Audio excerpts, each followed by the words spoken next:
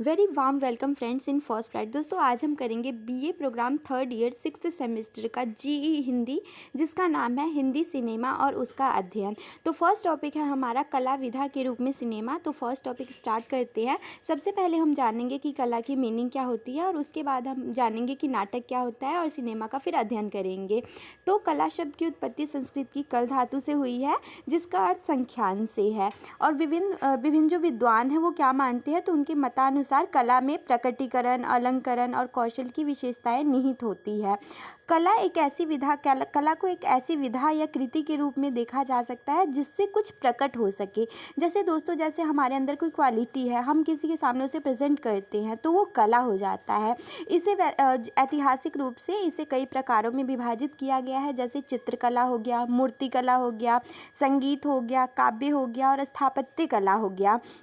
दोस्तों, कला का एक रूप ललित कला भी है। ललित कला से अभिप्राय सौंदर्य, शास्त्रीय और सृजनात्मक दृष्टि से प्रेरित कला से है। आधुनिक काल में इसमें ललित कला में फोटोग्राफी, वीडियोग्राफी या वीडियो आर्ट कह लीजिए, कैलीग्राफी इत्यादि को भी सम्मिलित कर लिया गया है। उसके बाद दोस्तों, दादा साहब फाल्के जो थे, जिनको भारतीय सिनेमा के जनक जो कहे जाते हैं, कई कलाओं के ज्ञाता थे। सिनेमा के माध्यम से वे सभी कलाओं का समन्वय व प्रस्तुतिकरण एक साथ कर सकते थे। शायद इसीलिए सिनेमा से वे इतने ज़्यादा प्रभावित हुए और लोगों के सामने इतनी अच्छी कला विधा को सिनेमा के रूप में प्रदर्शित किया। उसके बाद हम करते हैं कि सिनेमा और नाटक में क्या संबंध है, मतलब कितना पुराना संबंध है। तो भारत में जो नाटक की परंपरा है वो उसका इतिहास लगभग 3500 साल पुराना है, जबकि सिनेमा का इतिहास केवल 100 वर्ष पुराना है। तो इससे पता चलता है दोस्तों कि जो नाटक है वो पहले आया विधा के रूप में और सिनेमा उसके बाद आया। सिनेमा के आने से रंगमंच पर चाहे जो भी प्रभाव हुआ हो, सिनेमा का विकास उन्हीं स्थानों पर हुआ दोस्तों जहां रंगमंच सुदृढ़ अवस्था में था, यानी कि जहां पर दर्शक थे वहां पर ही सिनेमा का विकास किया गया। उदाहरण के तौर पर देख सकते हैं, तो भारत में अगर हम देखें सिनेमा के विकास को, तो महाराष्ट्र में और बंगाल में सिनेमा का सर्वाधिक विकास हुआ। जैसे महाराष्ट्र में सिनेमा के जनक साबेदादा थे और बंगाल में सिनेमा के जनक हीरालाल थे। उसके बाद दोस्तों, जो पारसी थिएटर था, आप थिएटर्स को पढ़ेंगे जिसने सिनेमा और नाटकों को प्रदर्शित किया, जहाँ पे प्रदर्शित किया जाता था।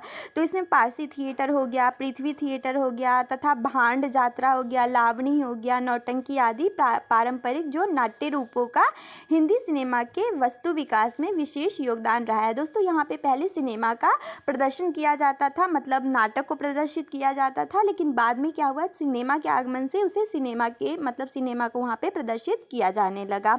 उसके बाद महाराष्ट्र और बंगाल में अगर हम देखें तो आज भी अबाध गति से, मतलब बिना किसी बाधा के विकासमान है ये सारे जो थिएटर्स है। उसके बाद हम नाटक के बारे में थोड़ा सा जान लेते हैं। तो नाटक एक ऐसी विधा है जिसके हर दौर में विभिन्न विधाओं से किसी न किसी रूप में संबंध बनते रहे हैं।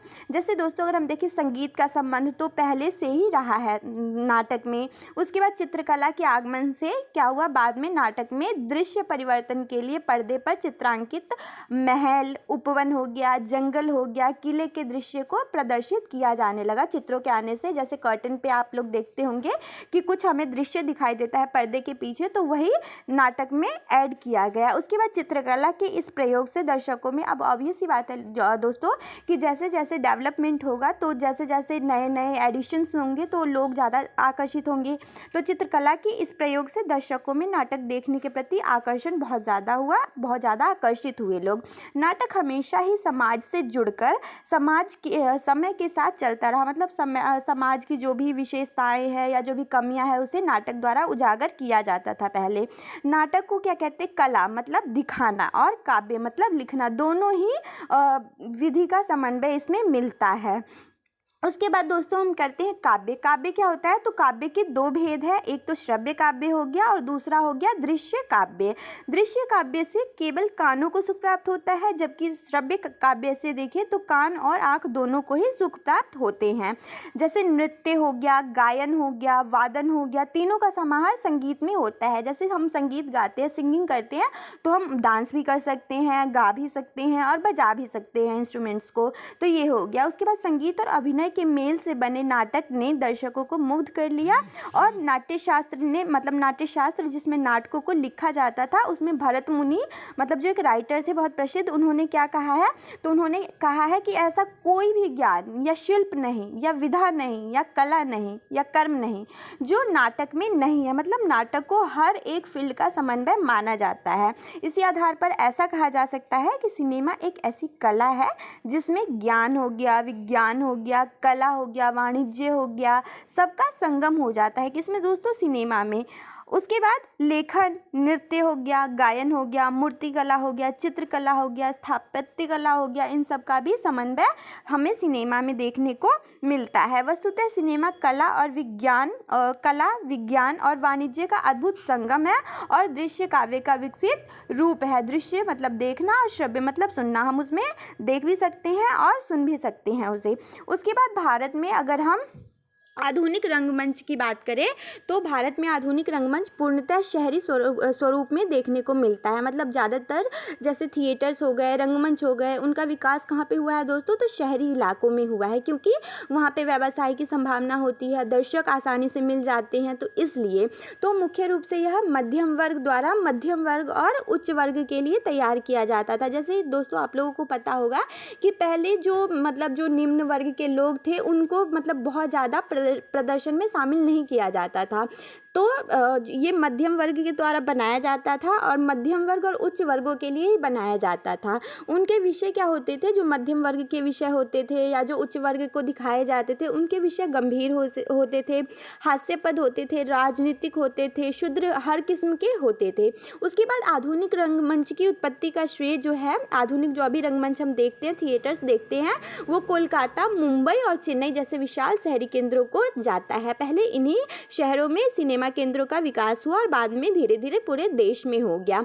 अंग्रेजी शिक्षा के प्रसार से भारतीय बुद्धिजीवियों में ब्रिटिश विचार, स्वाद, मूल्य और नैतिकता में रुचि उत्पन्न हुई। मतलब पहले अंग्रेज जो थे वो करते थे, मतलब जैसे संगीत हो गया या पर्दे कर्टन पे दिखाना हो गया पिक्चर्स को, तो अब भारतीयों ने भी उस चीज़ को अपनाना शुरू कर दिया। भारतीय रंगमंच अभिजात्य वर्ग के लिए होता था। पहले दोस्तों क्या होता था, जो भारतीय रंगमंच था, जब ब्रिटिशर्स का शासन चल रहा था, तो उस टाइम में जो अभिजात्य मतलब जो उच्च वर्ग के लोग होते थे उन्हीं के लिए सिनेमा होता था। आम लोगों की इसमें कोई भागीदारी नहीं होती थी। रंगमंच को जिंदा रखने का काम, पालने पोषने का मतलब उसकी सारी जिम्मेदारी जो होती थी वो सत्ता के ऊपर ही होती थी। जो सत्ता में लोग थे वही इसका रूपांतरण मतलब संचालन करते थे। रंगमंच ने व्यवसाय को अपना उद्देश्य नहीं बनाया था। पहले के जो रंगमंच थे मतलब जो नॉर्मल लोग थे वो उन्होंने जो सिनेमा का निर्माण करते थे वो उन्होंने व्यवसाय नहीं बनाया था, वो सिर्फ लोगों के मनोरंजन के लिए बनाते थे। लेकिन जो अंग्रेजी कंपनियां थी वो जो कंपनियां थी जो सिनेमा का निर्माण करते थे, तो वो व्यवसाय के उद्देश्य से, एक अर्निंग के उद्देश्य से भी बनाते थे। तो अंग्रेजों को देखकर भारतीयों में भी यह सोच पनपी कि रंगमंच व्यवसाय का माध्यम बनाया जा सकता है। और ये कंपनियां थी कोलकाता हो गया, मुंबई हो गया, चेन्नई हो गया। चेन्नई में तो दोस्तों शेक्सपियर के जो बहुत प्रमुख हम बोल सकते हैं राइटर है, पोएट है, उनके नाटकों को लेकर जाती थी। चेन्नई में लोग जाते थे और व्यावसायिक स्तर पर भी इनका मंचन किया जाता था। मतलब इनके नाटकों को परचेज किया जाता था, उसके बाद बेचा जाता था, खरीदा जाता था। परिणाम स्वरूप जो पारसी थे, पारसी थिएटर का नाम है, कई थिएटर कंपनियां खोल ली और देश भर में घूम कर शेक्सपियर, जो पारसी कंपनियां थी वो देश भर में घूम कर हर जगह जो शेक्सपियर के नाटक थे उसका उन्होंने क्या किया, ट्रांसलेट कर दिया, बहुत सारे लैंग्वेजेस का यूज़ कर लिया उसमें, जैसे हिंदी हो गया, उर्दू हो गया, मिश्रित भाषा इनमें बदलकर और इसमें थोड़ा सा सॉन्ग्स को ऐड कर दिया। और उसके बाद ये लोगों में क्या किया, लोगों में ये व्यवसाय का एक माध्यम बन गया और लोगों में ये बेचने लग गए। उसके बाद नाटक की इस व्यावसायीकरण को चुनौती तब मिली, नाटक को बेचा जाता था पहले, लेकिन चुनौती तब मिली जब आप लोगों को भी पता है कि जैसे मार्केट में एक कंपनी होती है और दूसरी कंपनी आ जाती है उसके अगेंस्ट में, तो क्या होता है, कंपटीशन बढ़ जाता है। तो वैसे ही हिंदी सिनेमा में भी था। तो पहले नाटक था, नाटक में ही मतलब लोग ऐड होते थे, उसको देखते थे, उसका मनोरंजन उससे करते थे, उसको बेचा जाता था, उससे अर्निंग की जाती थी। लेकिन जब सिनेमा का आगमन हुआ तो उसको चुनौती मिली, कंपटीशन लेवल बन गया। प्रारंभ में फिल्म उद्योग का गढ़ जो था वो कोलकाता ही था और व्यवसाय मतलब खरीदते और बेचते भी इन फिल्मों को कोलकाता में ही थे। उसके बाद पारसी थिएटर के बारे में पढ़ते हैं थोड़ा सा। तो पारसी थिएटर, ये दोस्तों ये थिएटर जहाँ पे जो नाटक होता है उसका प्रदर्शन किया जाता था। तो पारसी थिएटर के अभिनेता जहाँ एक और क्या करते थे, जो हीरोज़ होते थे एक और मंच पर काम करते थे, वहीं दूसरी ओर सिनेमा में भी अभिनय किया करते थे। मतलब ये डुअल रोल करते थे, एक और तो ये नाटक में भी काम करते थे, दूसरी ओर सिनेमा के आगमन से ये सिनेमा में भी आने लगे। उसके बाद फिदा, जैसे नाम हम देखें तो फिदा हुसैन नरसी हो गया, पृथ्वीराज कपूर आदि के नाम उदाहरण में गिनाए जा सकते हैं, लिए जा सकते हैं। पारसी नाटक का विस्तार और अंत इतनी खूबियों के साथ रचा जाता था। पारसी नाटक की एक खूबियाँ विशेषताएं बताई जा रही है कि इतनी खूबियों के साथ उसके जो टॉपिक्स होते थे वो रचा जाता था कि दर्शकों को ये शुरुआत से अंत तक बांधे रखता था, इतना उसमें एंटरटेनमेंट होता था। पारसी नाटक में वीरता होता, मतलब टॉपिक्स कौन कौन से किए जाते थे कवर पारसी नाटक में, तो वीरता होता था, पराक्रम होता था, छल होता था, साजिश, बलिदान, इसके मतलब इस टॉपिक्स पे बनाए जाते थे। उसके बाद पर्दों का जो नया प्रयोग है, पारसी रंगमंच की पहली विशेषता थी। पर्दों का कर्टन पे फिल्मों को दिखाने का, चित्रों को प्रदर्शित करने का श्रेय किसे जाता है, तो पारसी जो रंगमंच था उसे ही जाता है। और जैसे अभी हम देखें तो तत्कालीन समय में भारतीय प्रस्तुतियों में मंच पर बैकग्राउंड दृश्यों के लिए कुछ भी प्रयोग में नहीं लाया जाता था। उस टाइम पे अगर हम भारतीय फिल्मों की बात करें तो पारसियों में तो कर्टन वगैरह का यूज किया जाता था, लेकिन जो इंडियंस थे वो ज़्यादा कुछ यूज़ नहीं करते थे। लेकिन बाद में क्या हुआ, पारसी रंगमंच ने कथा भूमि और उसके तत्वों की वास्तविक अनुभूति कराने के लिए मिलते जुलते दृश्यों वाले पर्दे का इस्तेमाल आरंभ कर दिया। पारसी रंगमंच में जो बैकग्राउंड पर्दे उपयोग में लाए जाते थे फिल्मों में, आज उन्हें बैकग्राउंड लोकेशन कहा जाता है। ऐसा दृश्यों में गहराई और विश्वसनीयता लाने के लिए किया जाता है। फिल्मों में गाने भी पारसी रंगमंच की ही देन है। पहले दोस्तों पारसी रंगमंच में ही, पारसी जो थिएटर था उसमें ही गाने बजते थे उसके नाटकों में, लेकिन बाद में जो भारतीय फिल्म्स थे उसमें भी गानों का प्रयोग किया जाने लगा। पारसी रंगमंच के कलाकारों के वस्त्र जो थे, विशेषता पारसी रंगमंच की चल रही है कि वस्त्र जो थे, वस्त्रों के रंग थे, उसके डिज़ाइन थे, उसके गहने थे, ज्वेलरीज थी और रूप सज्जा पर विशेष ध्यान दिया जाता था।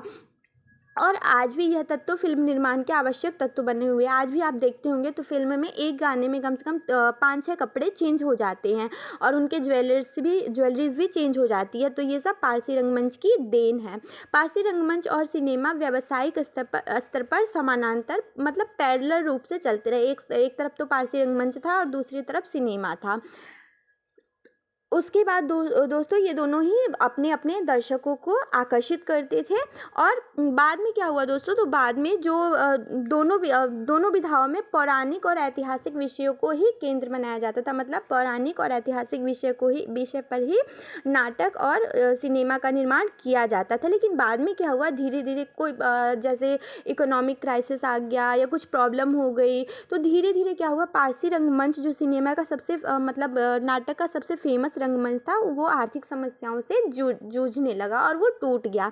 दर्शकों के साथ साथ पारसी रंगमंच के जो कलाकार थे, अब वो ख़त्म हो गया। तो जो कलाकार थे या दर्शक थे या जो लेखक थे या टेक्नीशियन थे, वो सारे किधर, सिनेमा की ओर मूव कर गए। और सिनेमा की आर्थिक स्थिरता को देखते हुए दोस्तों आज भी आप देख रहे हो कि मतलब अभी देख सकते हो कि पैंडेमिक चल रहा है और पैंडेमिक में भी सिनेमा एक ऐसा माध्यम है जो बंद नहीं हुआ है। जैसे आप देख सकते हो कि ऑनलाइन चल रहा है, जैसे अमेज़न प्राइम हो गया, उसके बाद बहुत सारे OTT प्लेटफॉर्म्स हैं जिस पे सिनेमा अभी भी दिखाए जा रहे हैं और उससे अर्निंग की जा रही है।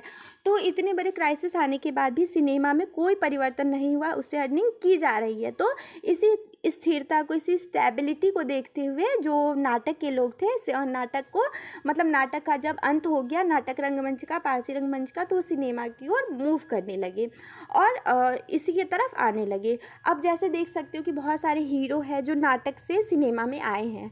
जैसे मैं नाम बोलूँ तो ओम पुरी हो गया, अमरीश पुरी हो गया, मनोज बाजपेयी हो गया, बलराज साहनी हो गया, नसीरुद्दीन हो गया, ऐसे बहुत सारे कलाकार हैं जो नाटक से सिनेमा में आ गए हैं। उसके बाद दोस्तों सिगफिल्ड ट्राकोकर जो एक बहुत बड़े विद्वान हैं, वो कहते हैं कि यद्यपि सैद्धांतिकी और व्यावहारिक स्तर पर सिनेमा, मतलब अगर हम देखें तो सिनेमा दोनों, मतलब सिनेमा में और नाटक में बहुत भिन्नता मिलती है देखने को, लेकिन इसमें बहुत कुछ सिनेमा से नाटक ने सीखा और नाटक से सिनेमा ने देखा। तो दोस्तों आज के लिए इतना ही। मिलते हैं नेक्स्ट वीडियो में नेक्स्ट नए टॉपिक के साथ। तब तक जुड़े रहिए फर्स्ट प्राइड चैनल के साथ, और अगर वीडियो अच्छी लगे तो लाइक कीजिए, सब्सक्राइब कीजिए और दोस्तों में शेयर करना मत भूलिए। थैंक यू सो मच दोस्तों।